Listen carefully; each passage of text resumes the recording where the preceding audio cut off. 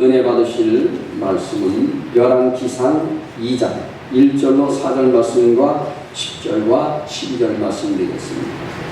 열왕기상 2장 1절로 4절 말씀과 10절과 12절 말씀. 우리 한 목소리로 다 같이 합독하시겠습니다. 다윗이 죽을 날이 임박함에 그의 아들 솔로몬에게 명령을 이르되 내가 이제 세상 모든 사람이 가는 길로 가게 되었느니 너는 힘써 그랑 그가 되고 네 하나님 야의 명령을 지켜 그 길로 행하여 그 법률과 계명과 율례와 진노를 모세의 율법에 기록된 대로 지키라. 그러면 내가 무엇을 하든지 어디로 가든지 형통할지라.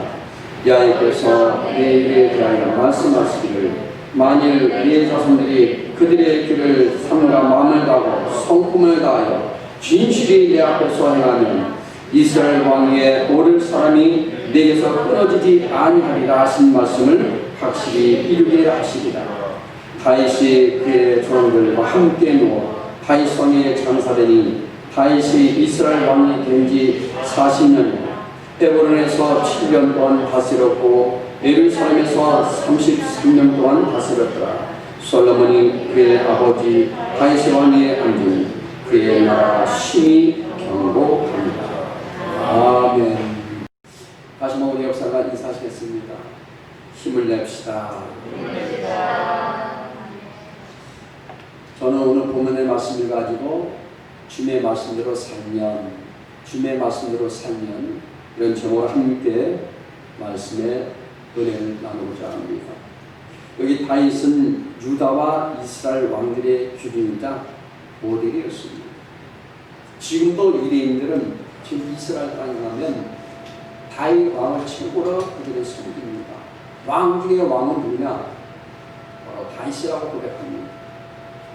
다른 왕들을 판단하는 척도가 되었습니다. 열왕기상 14장 8절 말씀 보면 이렇게 말씀합니다.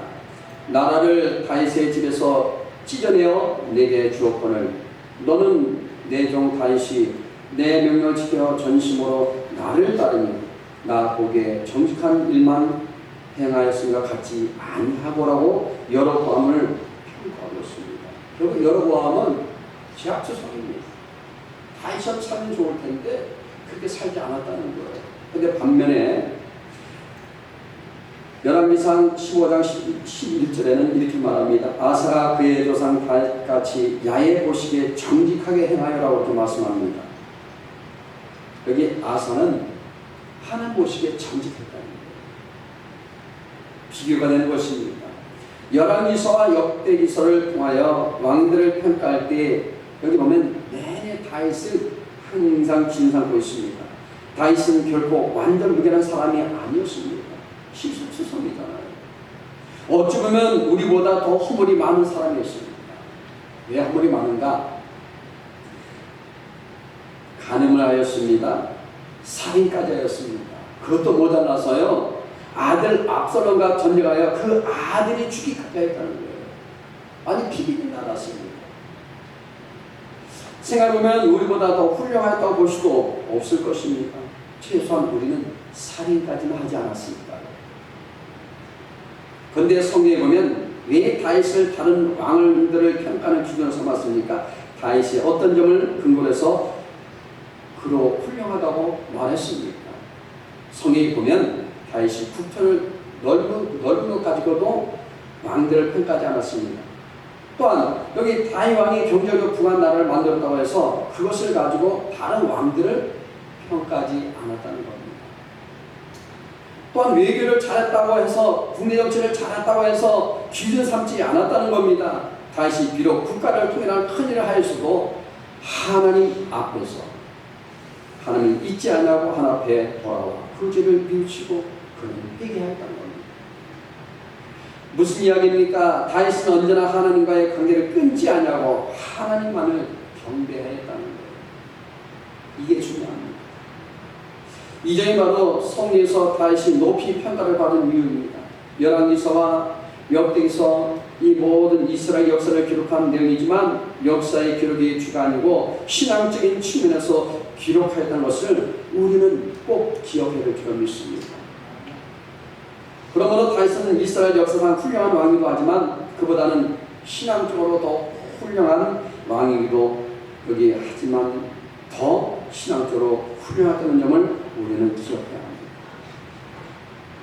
믿음이 최고예요. 사무엘이 사울의 순례자를 뽑기 위하여 처음 이세 집에 갔을 때 이세를 보면은 다 첫째아들 둘째아들 다 했는데 다행히 뜻을 지켜놨어요. 막내들이고 어떻게 보면은 아주 볼품이 없고 연약했고 다른 자녀보다도 더 많은 흠이 있었을 것입니다. 그런데 하나님은 그를 왕으로 삼으셨습니다. 다윗이 왕이 된 다음에도 하나님의 뜻을 저버리는 행동을 자주하여 하나님을 신뢰시켰으나 하나님은 다윗을 버리지 않았습니다. 왜 그렇습니까? 다윗이 신앙의 사람이었기 때문입니다. 오직 그 한 가지 신앙, 그 하나로 인해서 하나님은 그를 멸하지도 아니하고 왕의 자서 그는 포기하지 않아요. 끝까지 그를 지켜주십니다. 다윗이 비록 못하고 볼품없으며 많은 실수를 저질렀지만 하나님께서는 겸손하였습니다. 간음을 하고 사람을 죽이는 큰 죄를 짓고서도 하나님의 말씀을 전하는 나단자 선자 앞에서 두 손을 번쩍 들고 자기의 죄를 털어놓는 다윗이었습니다. 하나님, 내가 죽을 죄를 졌습니다. 내가 죄인입니다. 내가 살인을 했습니다. 내가 간음했습니다. 내가 하나님 앞에 큰 죄를 졌습니다. 그리고 마음에 옷을 찢고 자기 옷을 찢고 눈물로 펑펑 그것도 보다 못해서 죄를 뒤집어 쓰고 그렇게 회개했다는 거예요. 우리는 너나 할 것 없이 잘못과 허물이 많습니다. 혹 세상에서는 누구보다는 내가 낫지 하면서 스스로 자기를 위안할 수 있을 몰라도 하나님께서는 그 누구도 나는 잘못이 없습니다 라고 고백하지 않는다는 것입니다. 만약 우리가 우리 삶의 기준을 하나님께 두지 아니하고 어떤 사람에게 둔다면 세상은 말할 것도 없이 큰 혼란에 빠지게 될 것입니다. 불변하는 절대적인 기준인 하나님을 공경하는 사람들이 많이 있어서 이 세상이 유지되는 줄로 믿습니다. 그렇지 않다면 세상은 엉망진창이 되고 맙니다. 여러분 생각해 보십시오. 줄을 서는데 맨 앞에 있는 사람이 가만히 있지 않냐고 자꾸 움직이면요 그 줄이 자꾸만 꿈틀꿈틀합니다. 어떻게 되겠습니까? 결국 그 줄은 엉망이 되는 많은 것입니다. 가만히 있어야 줄이 바르게 되는 것입니다. 오늘 우리가 사는 이 사회가 많은 지금 어려움에 처해 있는 것은 바로 가치 기준의 혼돈에서 온 결과입니다. 질서가 없습니다. 엉망입니다. 과거에 비록 사는 형편은 어려워도 인간에게 무엇이 중요한지 알고 있었습니다.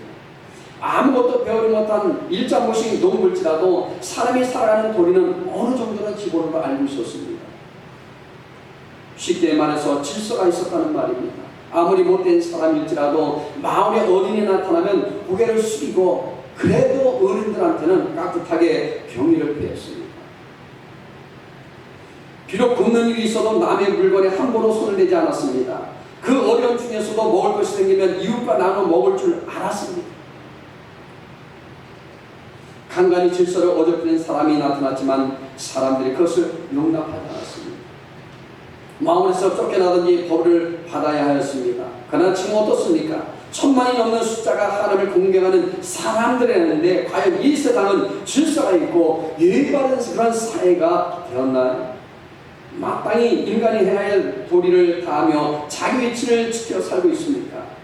다윗은 실수를 하였으나 하나님의 경고를 듣고서는 속히 자기 위치로 돌아간 것처럼 우리도 하나님의 말씀을 들으며 바로 깨닫고 그릇이 자신의 본분을 찾아서 행하고 있는지 우리는 다시 한번 믿음으로 우리는 봐야 될 줄로 믿습니다. 그러면 어떻게 우리가 해야 됩니까? 첫 번째 보니까 형식으로만 하나님을 공경하고 마음은 하나님에게서 떠나 있었다는 거예요. 많은 크리스찬들이 있습니다. 오늘 우리가 사는 이 세상의 성령들은 어떻습니까? 아니, 멀리 갈 것도 없이 바로 나 자신이 그러한 모습을 띠고 있는 것은 아닌지 우리 자신들이 한번 스스로 돌아봐야 됩니다. 목사도 마찬가지입니다. 성도만 그런 게 아니에요. 오늘 말씀을 나단 선자가 전하는 하나님 말씀으로 받아들이고 내가 있어야 할 위치로 되돌아와서 가서 하나님께 명령하시는 길을 따라가는 저와 여러분이 될 수 있기를 간절히 축복합니다. 입술로는 하나님을 공개하면서도 마음으로 하나님에게서 멀리 떠나 있는 이들이 많습니다. 교회를 지킨다 말하면서도 하나님 헛되이 예배하는 이들이 너무나 많이 있습니다. 하나님을 공개하는 그런 것은 인간의 겸한 자기 성태로서 시작되는 것입니다.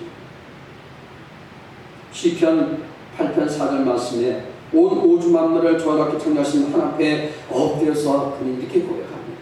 우리 함께 합독하시겠습니다. 사람이 무엇이기에 주께서 그를 생하시며 인자가 무엇이기에 주께서 그를 돌보시나이까 고백합니다. 또 시편 139편 14절 말씀 함께 합독하시겠습니다. 내가 주께 감사함은 나를 지으심이 심히 기묘하십니다. 주께서 하신 일이 기이함을 내 영혼이 잘 아나이다 라고 고백합니다. 이런 말씀이 있습니다. 개같이 벌어서 정승같이 산다는 말이 있습니다. 어떻게 벌었더니 돈만 많이 벌어가지고 으르렁 떵떵거리며 사는 것이 제일이라는 생각들이 많이 가지고 있다는 거예요. 그래서 요즘엔 물질 많은 시대라고 얘기해요. 돈 없는 사람들은 서럽습니다.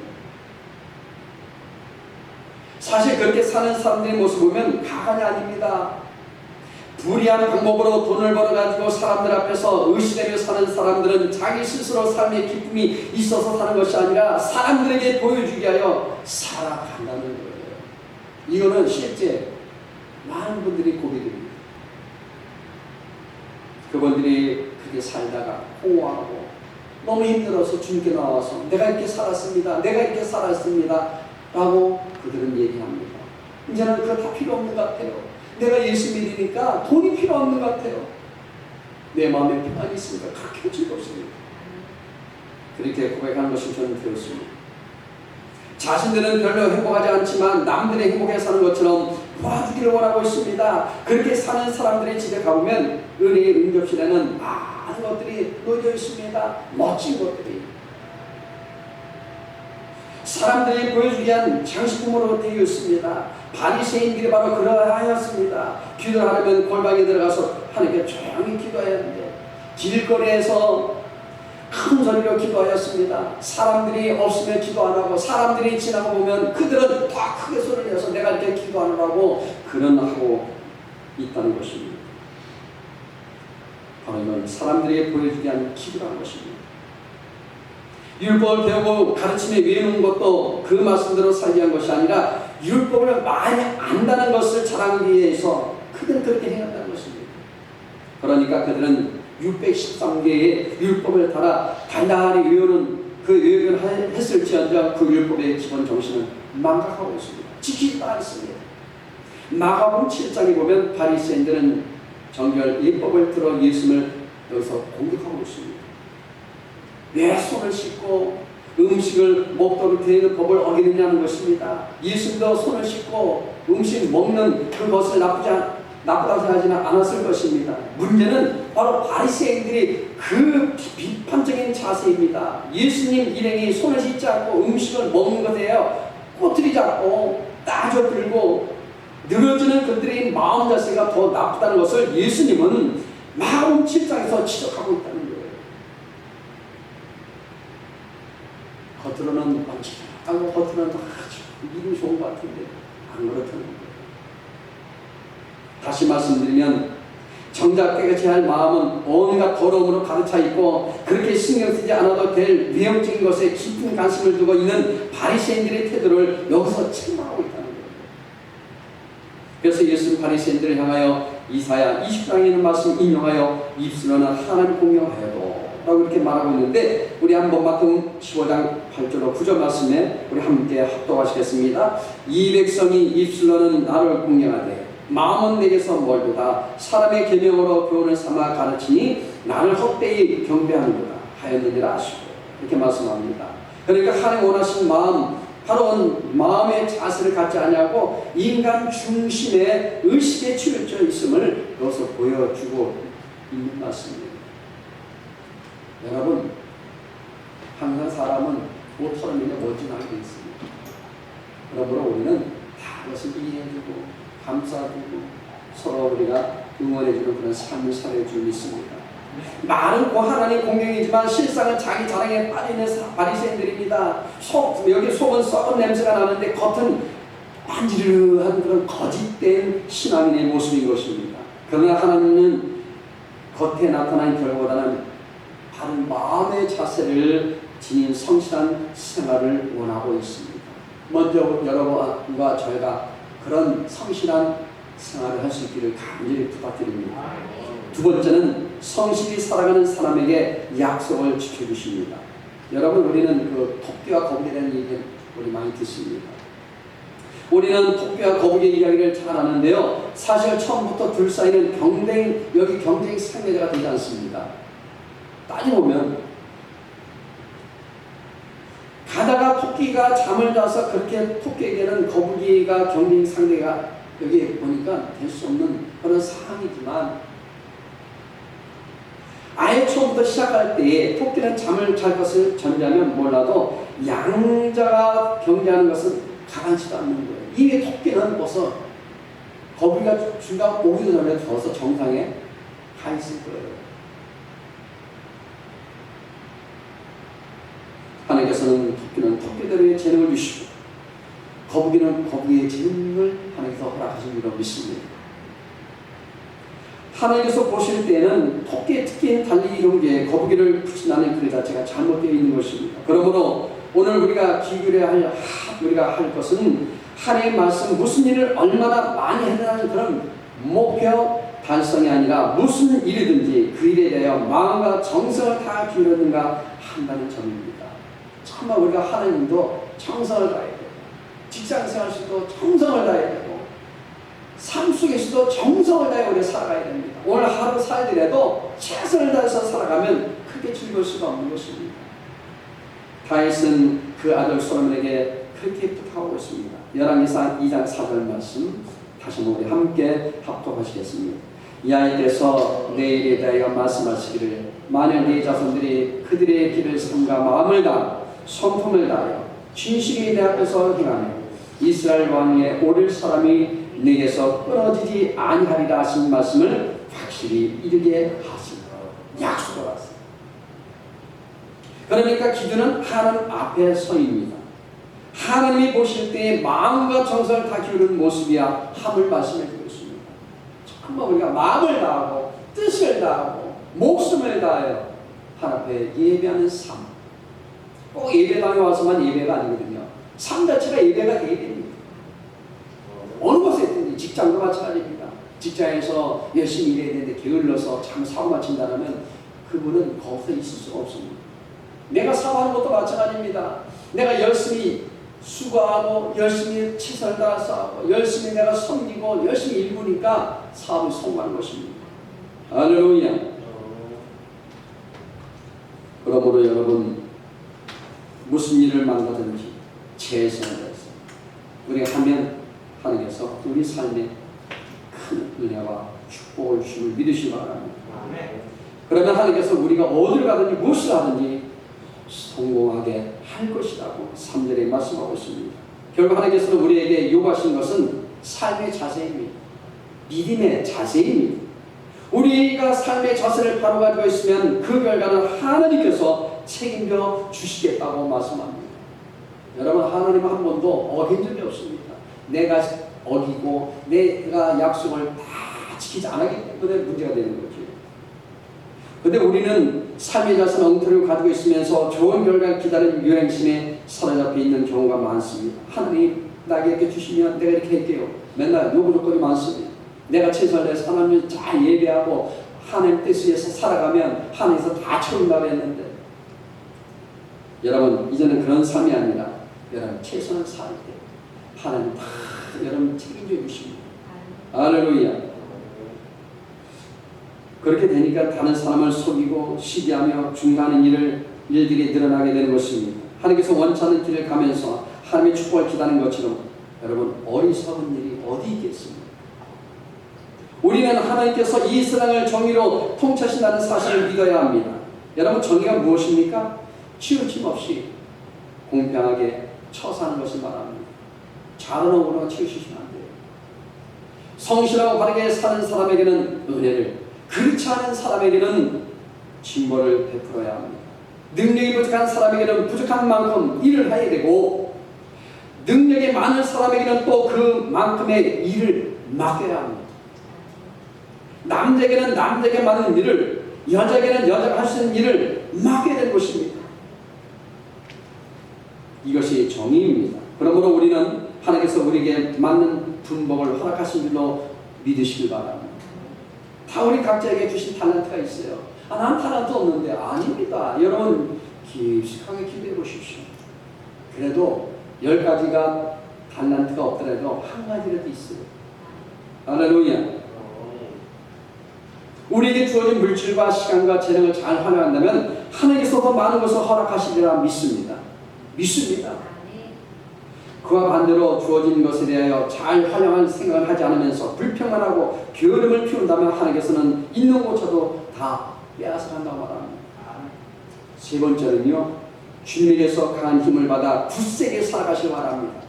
굳세게 살아가시기 바랍니다. 에베소서 6장 10절 보니까 이렇게 말합니다. 너희가 주 안에서와 그 힘의 능력으로 강건하여지고. 빌립보서 4장 10절로 13절 말씀 함께 합독하시겠습니다. 내가 주 안에서 크게 기뻐하노니 너희가 나를 생각하는 것이 이제 다시 싹이 나매니 너희가 또한 이를 위하여 생각은 하였으나 지혜가 없었느니라. 내가 궁핍함으로 말하는 것이 아니니라. 어떠한 형편이든지 나는 저렇게 배웠노니 나는 비천에 처할 줄도 알고 풍부에 처할 줄도 알아. 모든 일 곧 배부름과 배고픔과 풍부와 궁핍에도 처할 줄을 아는 일체의 필요를 배웠노라. 내게 능력 주인 안에서 내가 모든 것을 할 수 있느니라. 주님 안에서. 다시 그렇게 허물이 많아도 멸망으로 빠지지 아니하고 성군의 치호를 받을 만큼 훌륭하게 나를 다스릴 수 있었던 것은 그 항상 주님 곁을 떠나지 아니했기 때문에 그렇게 성인 군자로서 호칭받은 것입니다. 여러분, 내가 가난하고 내가 소외되고 내가 어렵다고 낙심하지 않길 바랍니다. 나는 지금 이런 모양이라고 여러분 좌절하지 않길 바랍니다. 어느 순간에 여러분들을 높여주십니다. 가난한 자가 부유함으로 가장 낮은 자리에 있는 사람이 높은 자리에 올라갈 줄로 믿습니다. 우리는 절대로요, 우리 삶을 그냥 비관하며 살 필요 없습니다. 당당히 사십시오. 굳세게 사십시오. 다윗은요, 이스라엘을 통일하고 국토를 크게 넓히는 그런 큰 일을 업적을 이루었지만 결국 하나 앞에서 겸손을 잃어버리지 않았습니다. 모든 나라를 다 장악했잖아요. 그때는 진짜 우리 말하면 모든 세계 왕들이 두려울 정도로 그 권위가 엄청났습니다. 하나님의 은혜로 알고 하나님께 영광 돌렸던 것입니다. 또한 큰 죄를 지었을 때에는 쉽게 좌절하거나 더욱 타락하는 길로 빠지지 않고 하나님의 경고를 듣자마자 그 즉시 회개하고 돌아와서 용서를 빌었습니다. 하나님, 내가 잘못했습니다. 내가 용서를 빕니다. 다윗은 하나님께서 보여주신 그 길을 열심히 갑니다. 가다가 넘어지기도 하고 헛디뎌서 부동이에 빠지기도 했습니다. 늘 실수투성이죠. 성경에 보니까 다윗은 그렇게 아주 이렇게 좋은 이렇게 왕으로서 이렇게 하고 이렇게 하는데 어떻게 보면 그 실제적인 그 삶을 보면 실수 연발입니다. 하나님께서 원하지 않는 기득한 사람입니다. 어느 때는 맨날 백전백승해서 군사력이 늘어나고 사람이 늘어나고 자꾸만 변화가 오니까 밑에 있는 신하한테 야, 이스라엘 백성들이 몇 명인가 한번 어디 이렇게 있어봐. 지파대로 이렇게 있어봐. 그런 적도 있어요. 하나님 그걸 원치 않았던 게 결국 됩니다. 징계를 먹잖아요. 수많은 사람이 왕 한 사람으로 인해서 많은 사람의 죽음을 맞이하게 됩니다. 이것도 다 실수예요. 그냥 하늘만 바라보고 계산하지 말고 자로나 오나 치지 말고 믿음으로 살아가는 것입니다. 다윗은 하나님께서 보여주신 그 모든 삶을 실수하지만 그럴 때마다 더 열심히 살아갑니다. 여러분, 우리가 실수하지 않기 위해서는 열심히 예배상을 살아야 되고 열심히 기도해야 되고, 기도 안 하면요 방심합니다. 마귀가 틈을 탑니다. 시험을 줍니다. 불평하게 됩니다. 원망을 하게 됩니다. 실수가 연말하게 되는 것입니다. 억지로 가는 길이 다윗은 아니었습니다. 그 길이 인간으로서 마땅히 갈 길임을 그는 알았습니다. 하나님의 법도와 계명과 윤리와 가르침을 항상 가슴에 간직하고 다윗은 성실하게 죽는 날까지 살았습니다. 그래서 다윗은요 아들 여기 다윗에게 솔로몬에게 말합니다. 그 무엇보다도 이러한 신앙적인 유산을 잘 물려주게 하여 인정을 앞두고 그러한 유언을 남기고 있습니다. 우리는 다윗처럼 주님의 길을 벗어나지 않으려면 첫 번째, 늘 깨어 항상 기도하면서 하나님의 도우심을 우리는 청해야 합니다. 두 번째는요, 악한 생각을 버리고 하나님의 계명에 따라 행실을 조심하고 성실하게 우리는 살아가야 할 줄로 믿습니다. 악한 생각이란 뭐냐? 인간의 생각이에요. 자기 중립적인 생각입니다. 이 악한 생각을 버려야 합니다. 하나님의 뜻이라면 어떤 난관이 있어도 이루어 나가야 합니다. 하나님의 뜻이라면 우리가 애써 노력할 때 그 일을 이룰 수 있도록 하나님께서 힘과 지혜를 우리에게 넘치도록 부어주십니다. 세 번째는요, 말씀으로 잘 무장하고 악한 영들을 물리쳐야 합니다. 내가 욕심을 품게 되면 내가 악해지게 되는 것입니다. 하나님의 말씀을 거스르는 것은 바로 이웃이 아닙니다. 내 남편이 아니고 내 자녀가 아닙니다. 내 형제가 아닙니다. 내 부모가 아닙니다. 바로 나 자신이라는 거예요. 이걸 우리 알아야 됩니다. 할렐루야. 그러므로 내가 죽어야 합니다. 자꾸만 우리는 달려야 돼요. 다윗은 날 고백하잖아요. 십자가 아래서 내 자신을 죽인다고. 저도 마찬가지입니다. 네, 저도 깨뜨리려고 합니다. 네, 여러분 다 썩가려 깼어요. 다 성품이 있습니다. 다 고집도 있고 아직도 있고 참 하나 깨뜨리는 거예요. 지금도 계속 훈련 연속입니다. 그래서 참는 일자가 나잖아요. 참을 인. 우리 대장은 목사도 아니고 장년들도 아니고 안수사도 아니고 우리 아버지도 아니고 엄마도 아니고 자녀도 아니고 우리 대장은 오직 예수밖에 없습니다. 할렐루야. 대장이신 예수를 잘 따르면 주의 길을 잘 갈 수 있습니다. 그리하면 우리 영혼이 잘된 같이 모든 범사 잘 되고 강건하며 생명이 풍성한 넘쳐나는 그런 길이 활짝 우리에게 열릴 줄로 믿습니다. 여러분들의 삶에 날마다 기쁨과 즐거움과 은혜가 임할 줄로 믿습니다. 기도하겠습니다. 하나님 감사합니다. 죄들이 무엇이건데 이처럼 사랑하시고 이렇게 어렵고 힘든 가운데서도 주님의 나와 하나님께 예배하며 영광 드릴 수 있도록 우리를 인도하시니 감사합니다. 너무나 우리는 부족합니다. 제약투성입니다. 믿음으로 우리가 의인이지만 세상을 봤을 때는 너무나 하나님 우리가 말로 잘할 것이 아무것도 없습니다. 우리가 잘할 것은 바로 예수밖에 없습니다. 예수님 우리와 동행하시고 성령님 늘 우리 마음속에 임하시고 늘 함께 하신 주님을 찬양하기 원합니다. 주의 은혜 가운데 늘 살아갈 때마다 주님 문제가 다 풀려지게 해주시고 회개받는 은혜 역사들이 나타날 수 있도록 인도하여 주옵소서. 예수 이름으로 기도드리옵나이다. 우리 말씀을 수행하시면서 우리 기도할 때 하나님 정말 우리 마음 가운데 주의 성령을 인도하여 주옵소서. 은혜로 충만히 채워 주옵소서. 문제들마다 해결하여 주옵소서. 우리 모든 가정 문제 해결하여 주시고 나의 모든 신앙과 다시 한번 우리가 새로워지기를 원합니다. 뜨거워지기를 원합니다. 성령님 우리에게 다시 회개함을 보여주시고 정말 우리가 눈물로 하나님의 고백하며 나갈 때마다 많은 것들이 하나님 변화 일어나게 주옵소서.